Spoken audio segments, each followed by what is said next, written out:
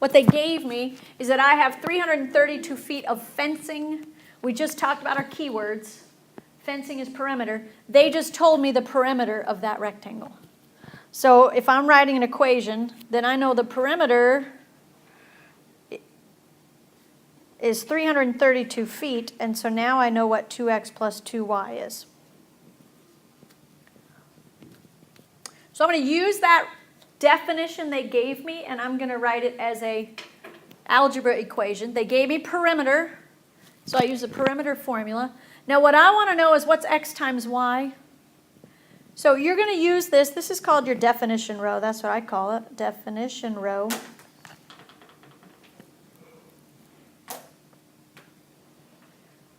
What's happening? You heard, it's not just me, right? There's all kinds of weirdness. I want to get one of those variables by itself. I only want to work with one variable. It doesn't matter which one you get by yourself. We're used to getting y by itself. So go ahead and get y by itself. What we're going to do is define y in terms of x's, and we're going to substitute. So if you're writing yourself notes, which you should be, get y by itself. So this is algebra involved. I'm going to move that 2x over. That's going to start the process. Bless you.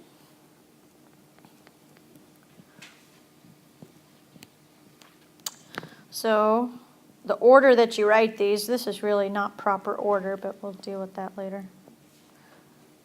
I moved that 2x over.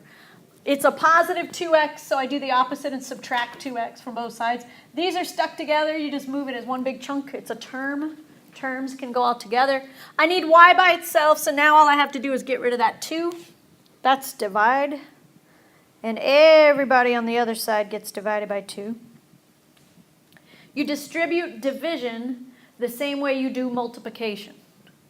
So I'm dividing 332 by 2, and then you're dividing the 2x by 2. So both of those are happening. You get 166 minus x. And those 2's cancel. So 332 divided by 2 is 166. And 2x divided by 2 leaves me with just that negative x. On the right side, those 2's canceled. So you are distributing, everybody gets divided. Everybody with me so far? Okay. Use the sentence they give you. Determine whether they gave you perimeter or area. I could tell by the word fencing they gave me perimeter. So that number they gave me, I'm setting it equal to the perimeter formula. Get y by itself. Okay, now what I'm going to do is use this definition to go ahead and find my area. Stop. I want area. Area I know is x times y. But I have the definition for y right here. So instead of using the letter y, I'm going to put its definition right there. X times, instead of y, I have 166 minus x.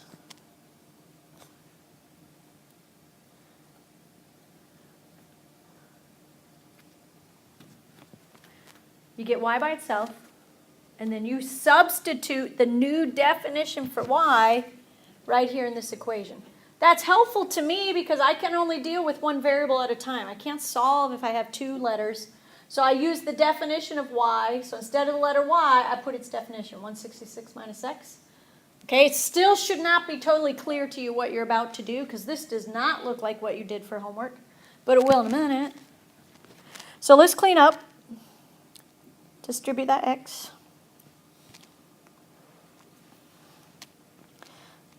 I get 166x minus x squared. X times x is x squared. It still doesn't really look like your homework, but that's only because they're out of order. If I put those 2 terms in the correct order, I get that x squared first, that's negative x squared. And then plus 166x. All I did is reverse the order. Now it does look like your homework problems. It just doesn't have that extra term. But you're about to do everything you just did for homework. So what I'm trying to find is the maximum area. I know how to find the maximum of a parabola. That's the vertex. So when they say find the maximum area, they're saying find the vertex of that parabola. And you know how to do that. You just go through your completing the square steps. So everything from here on out is old stuff, except we haven't really seen a negative out front. So let's work with the negative. You're going to treat that the same way you did a number in front, a coefficient. Whenever you had a number out front, you factored it out. So I'm going to factor out a -1. That's what it is. Remember when you divide by a number, when you factor something out, you divide both things by what you took out. I divided this by negative I took out. That leaves me with positive x squared. Positive 166 when I divide by this negative that I took out gives me negative 166. So it's the same process you just did. Leave a gap. Now you're going to take half your coefficient off to the side. Negative 166 divided by 2 gives you negative 83. Don't stop and go, oh no, what happened? Why is that not showing up on yours? Oh, there it is. It's weird, isn't it? Does it do that all the time? No, just sometimes. Don't say, I don't know how to do it when it's a big number. Yes, you do. It's just, you got giant numbers. So square that thing. I can't do that in my head. Somebody's got to tell me that one.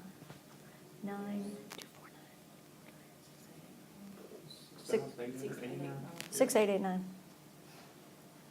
Okay. So I add 6889. Same two steps. Everything's the same. Factor out what's in front.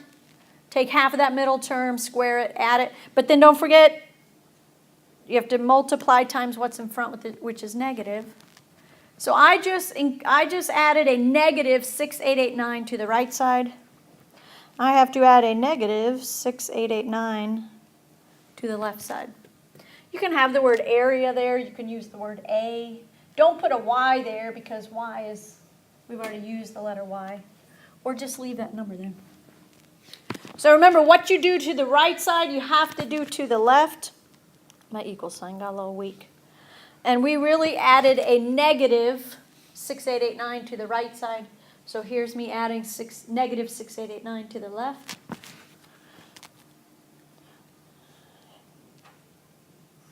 What is up with those 8s? Negative stays in front. This factors as x minus 83, because that's what I got when I took half. Now move your 6889. It's a negative, so when I move it, I have to make that plus 6889.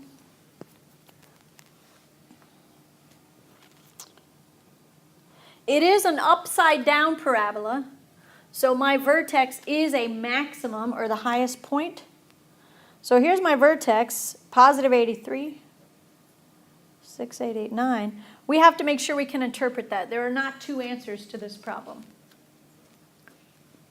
They want the maximum area. I have two numbers there. You have to be able to illustrate it. The area, x is the length of one of those sides. That's 83. What you get when you calculate all this with your x's is the area. That's your y value. So 6889 is your area. The 83 is the x value in your rectangle over there.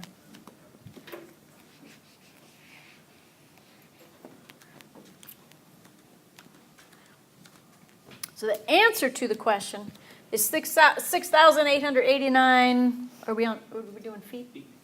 Feet. So 83 is that. This is 6889. What if they asked for the dimensions instead? How do you find this? Any thoughts? I know the area. I know this side is 83. What if they wanted to know what are the dimensions of the rectangle?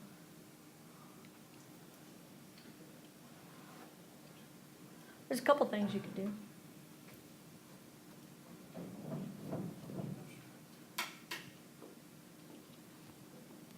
I know it's out there.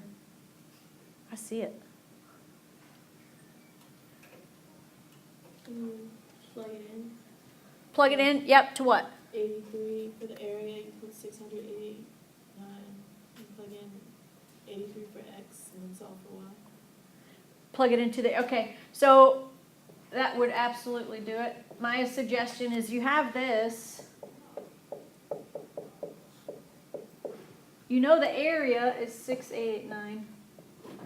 But I know that won't get me this. Is this the one you were talking about plugging it into? Because area equals x times y. So you just Oh, up there, the x times y. There you go. Yeah. So go back to, see the one at the very top, area equals x times y. And we know that anyway. So you got 6889. I know my x is 83. So you can divide. To get your y, coincidentally, you end up with the same value. Is that okay? Yeah, because a square is a rectangle. Mind blown. Somewhere your elementary school teacher lied to you. A square is a special kind of rectangle, but it does qualify as a rectangle. So both of these sides happen to be 83.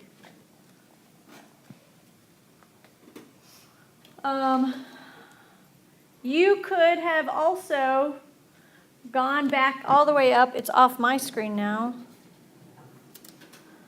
Right there where you defined y by itself as 166 minus x, you could have plugged in your 83 right there. 166 minus 83, that would also give you your y value. Or you could just go to your picture. I know this times this gives me that. So you just divide, which is what that did for you. But I do have y defined there, so if I wanted to know what y is, once you find x, just do your subtraction. That will tell you y. Lots of ways you can do that. No wrong way to do it. Well, that's not true. I guess there are lots of wrong ways, aren't there? There's always a wrong way.